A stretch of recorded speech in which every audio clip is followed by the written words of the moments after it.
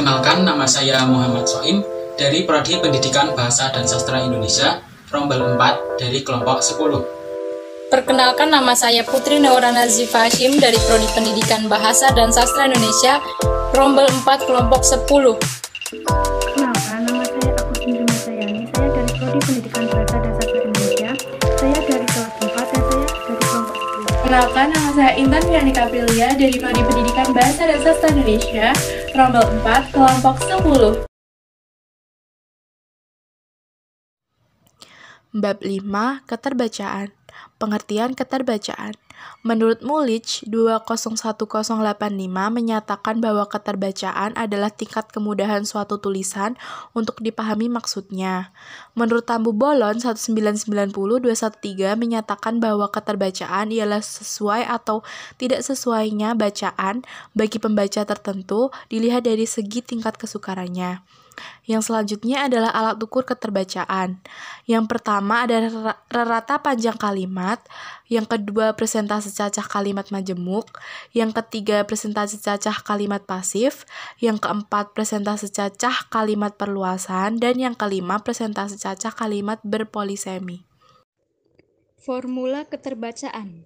Yang pertama, formula keterbacaan SPAS tahun 1933 digunakan untuk mengukur bahan bacaan di kelas rendah seperti kelas 1, kelas 2, kelas 3 di SD.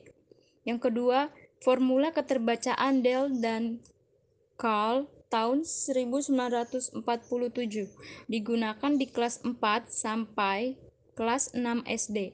Yang ketiga, formula keterbacaan grafik Fry dan Rigor. Kedua grafik tersebut merupakan hasil upaya untuk menyederhanakan dan mengefisienkan teknik penentu tingkat keterbacaan wacana. Faktor panjang pendek kalimat dan kata-kata sulit masih dipergunakan. Namun ada perbedaan, yaitu grafik Fry, kata sulit ditentukan dari jumlah suku kata, sedangkan grafik Rigor ditentukan dengan jumlah huruf yang membentuk sebuah kata. Indikator yang dapat meningkatkan keterbacaan. Yang pertama adalah paragraf. Dari paragraf sendiri, indikator yang mencangkupinya yaitu jumlah paragraf dan jumlah kalimat per paragraf. Yang kedua ada kalimat. Indikatornya sendiri adalah panjang kalimat, rata jumlah kata per kata, dan kalimat majemuk, kalimat pasif, kalimat perluasan, kalimat berpolisemi. Yang ketiga ada kata. Indikatornya sendiri yaitu jumlah per kata per kalimat, kata benda abstrak, kata tak lazim, kata istilah, kata serapan, kata penghubung, dan kata majemuk. Kata yang dapat mempengaruhi tingkat keterbacaan. Yang pertama ada presentase kata tak lazim dalam teks. Yang kedua, presentase kata abstrak. Yang ketiga, persentase kata istilah. Yang keempat, persentase kata penghubung. Yang kelima, persentase kata serapan. Yang keenam, persentase kata majemuk. Dan yang terakhir, cacah kata. Langkah untuk mengukur tingkat keterbacaan. Langkah yang pertama adalah mengidentifikasi dan menghitung frekuensi indikator-indikator tersebut pada 17 butir 1 di atas. Langkah yang kedua, setelah masing-masing indikator diketahui jumlah dan persentasenya, kemudian dilakukan penyekoran dengan kriteria tabel skor keterbacaan. Langkah yang ketiga, hasil penyekoran dijumlah dan dikonversikan dengan tabel konversi skor keterbacaan. Penyusunan tabel skor keterbacaan dan tabel konversi skor didasarkan pada selisih skor tertinggi dan terendah dibagi 3. Cara menaikkan dan menurunkan tingkat keterbacaan. 1. Cara menurunkan tingkat keterbacaan wacana adalah dengan cara memperpendek kalimat dan mengganti kata sulit dengan kata yang lebih mudah. Yang kedua, Cara menaikkan tingkat keterbacaan wacana berlawanan dengan cara menurunkan tingkat keterbacaan wacana. Menaikkan tingkat keterbacaan wacana dengan cara memperpanjang kalimat dan mengganti kata-kata yang mudah dengan kata-kata yang lebih sulit. Bab 6. Teknik uji rumpang. Pengertian teknik uji rumpang. Teknik uji rumpang adalah sebuah teknik untuk melatih daya tangkap pembaca terhadap pesan penulis dengan cara menyajikan bacaan yang tidak utuh, dirumpangkan, dan pembaca bertugas untuk mengisinya sehingga menjadi bacaan seperti semula. Menurut Burmott, teknik uji rumpang memiliki dua manfaat, yaitu yang pertama, teknik mencerminkan keseluruhan pengaruh yang berinteraksi dalam menentukan keterbacaan sebuah wacana. Yang kedua, teknik mengombinasikan hampir seluruh unsur yang berhubungan dengan penentuan keterbacaan. Penyusunan teknik uji rumpang. Menurut Taylor, tahun 1953 dan Cech 1983-132 menganjurkan kepada siapapun yang akan menyusun instrumen teknik uji rumpang agar mengikuti langkah-langkah berikut. Yang pertama, memilih wacana yang tingkat keterbacaannya selaras dengan daya baca siswa yang akan diuji dengan panjang wacana kurang lebih 250 sampai dengan 300 kata. Yang kedua, melesapkan setiap kata ke N jika mengikuti pola yang sistematis atau kata tertentu sesuai target ujian. Yang ketiga, mengganti kata yang dilesapkan itu dengan garis mendatar sepanjang kata yang dilesapkan. Harap diingat, pelepasan kata harus dimulai pada kalimat kedua karena kalimat pertama perlu dibiarkan utuh guna mengikat sebuah makna. Fungsi isian rumpang. Berbicara tentang prosedur isian rumpang, terdapat dua fungsi utama yang diemban oleh prosedur ini. Yang pertama, sebagai alat untuk mengukur tingkat keterbacaan wacana. Suatu wacana dapat ditentukan tingkat kesukaran serta dapat diketahui kelayakan pemakaiannya oleh siswa tertentu setelah melalui pengujian melalui prosedur isian ini. Yang kedua, sebagai alat pengajaran membaca. Dalam fungsinya sebagai alat ajar, penggunaan teknik isian rumpang dapat dipergunakan untuk melatih kemampuan dan keterampilan membaca siswa. Dengan kata lain, kita dapat menyebutkan dua fungsi utama dari prosedur isian rumpang, yakni sebagai alat ukur dan sebagai alat ajar. Kegunaan teknik isian rumpang.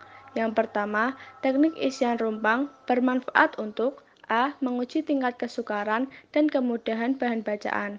B. Mengklasifikasikan tingkat baca siswa atau pembaca, yakni tingkat independen, instruksional, atau frustasi. Dan yang C. Mengetahui kelayakan wacana sesuai dengan kegiatan belajar. Yang kedua, melatih keterampilan dan kemampuan baca siswa melalui kegiatan belajar mengajarkan membaca, terutama dalam hal A. Penggunaan isyarat sintaksis, B. Penggunaan isyarat semantik, C. Penggunaan isyarat skematik, D. Peningkatan kosakata, dan yang E. Peningkatan daya nalar dan sikap kritis terhadap bahan bacaan.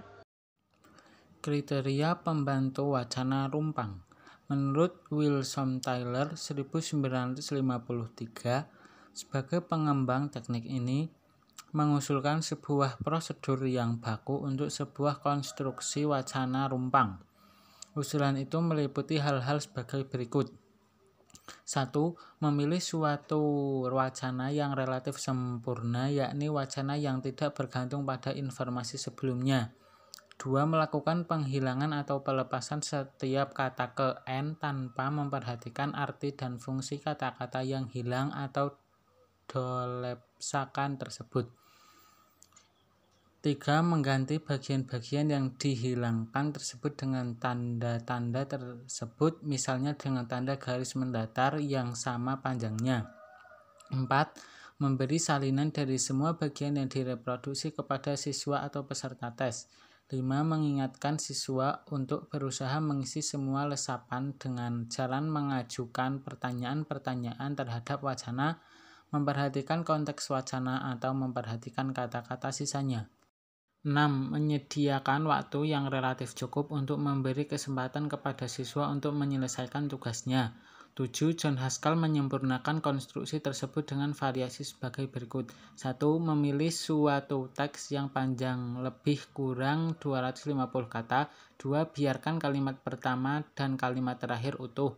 3. Mulailah penghilangan itu kalimat kedua, yakni pada setiap kata kelima pengosongan ditandai dengan garis lurus mendatar yang sama panjangnya. 4. Jika kebetulan kalimat kelima jatuh pada kata bilangan, janganlah melakukan isapan pada kata tersebut. Biarkan kata itu hadir secara utuh. Sebagai gantinya, mulailah kembali dengan hitungan kelima berikutnya. Yang selanjutnya, keunggulan dan kekurangan dari teknik uji rumpang. Keunggulan dari teknik uji rumpang: A. Dalam menentukan keterbacaan suatu teks, prosedur ini mencerminkan pola interaksi antara pembaca dan penulis. B. Untuk menilai pemahaman pembacanya. C. Bersifat fleksibel. D. Mendorong siswa tanggap terhadap bahan bacaan. E. Dapat dipergunakan sebagai latihan dan ukuran praktis akan pengetahuan dan pemahaman tata bahasa siswa. F. Dapat menjangkau sejumlah besar individu pada saat yang sama. G. Dapat melatih kesiapan dan ketanggapan dalam upaya memikirkan dan memahami maksud dan tujuan penulisan atau wacana. Kelemahan dari teknik uji rumpang itu sendiri yaitu: A. Ketepatan seseorang dalam pengisian bagian-bagian yang dihilangkan belum tentu berdasarkan atas pemahamannya terhadap wacana, melainkan didasarkan atas pola-pola ungkapan yang telah dikenalnya. B. Hanya cocok digunakan untuk kepentingan membaca dalam hati atau membaca pemahaman saja. Bab 7. Kecepatan efektif membaca. Pengertian kecepatan efektif membaca, yakni perpaduan dari kemampuan motorik, gerak mata atau kemampuan visual dengan kognitif seseorang dalam membaca. Harjasujana dan Mulyati 1987. Dengan kata lain, KEM merupakan perpaduan dari rata-rata kecepatan pembaca dengan ketepatan memahami isi bacaan. Faktor yang mempengaruhi kecepatan efektif membaca. Faktor kebiasaan membaca. Yang pertama, membaca dengan vokalisasi atau menyaringkan bacaan. Yang kedua, membaca dengan gerakan bibir. Yang ketiga, membaca dengan gerakan kepala. Yang keempat, membaca dengan menunjuk baris bacaan dengan jari, pena, atau alat lainnya. Yang kelima, membaca dengan pengulangan-pengulangan kata, frase, kalimat. Yang keenam, membaca dengan subvokalisasi atau melafalkan bacaan dalam hati atau pikiran. Yang ketujuh, membaca kata demi kata. Dan yang kedelapan, membaca secara insidental. Faktor penguasaan teknik-teknik membaca. A. Teknik baca pilih atau selecting. B. Teknik baca lompat atau skipping. C. Teknik baca layap atau skimming. Dan D. Teknik baca tatap atau scanning. Cara mengukur KEM. Rumus untuk menghitung kecepatan membaca yaitu KEM sama dengan K per WM 60 kali B per SM sama dengan hasil KPM. Keterangannya itu, KEM adalah kecepatan efektif membaca, K-nya adalah jumlah kata yang dibaca, dihitung satu kata, WM adalah lama waktu yang ditempuh saat membaca dengan satuan menit, B adalah skor atau nilai tes yang dijawab, SM adalah skor atau nilai tes ideal atau skor maksimal, dan KPM adalah kata per menit. Yang terakhir adalah cara meningkatkan kecepatan efektif membaca. Yang pertama, hindari membaca dengan bersuara, bisa dalam hati maupun terlafazkan. Yang kedua, hindari membaca dengan menunjuk, baik dengan jari ataupun pena. Yang ketiga, hindari fiksasi kata, artinya membaca kata per kata. Yang keempat, hindari regresi atau mundur kembali.